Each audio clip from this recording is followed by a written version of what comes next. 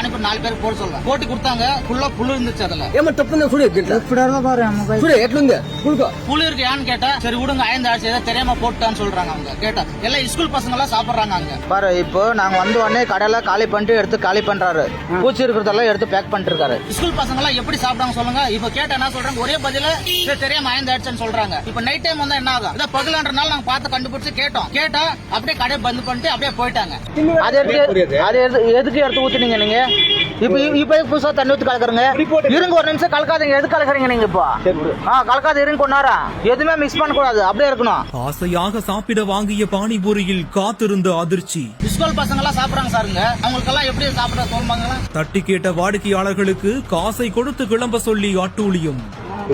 அண்ணா வேணாம் நீங்க நான் சொல்றேன் ஸ்கூல் பசங்க எங்க பசங்க இங்க படிக்கிறாங்க. நாளைக்கு அவங்க வந்து பானிபூரி கடை இப்படிதான் புடிச்சுங்க பாரு. அவங்க காசு அங்க வச்சிருக்கா எடுத்தாங்க.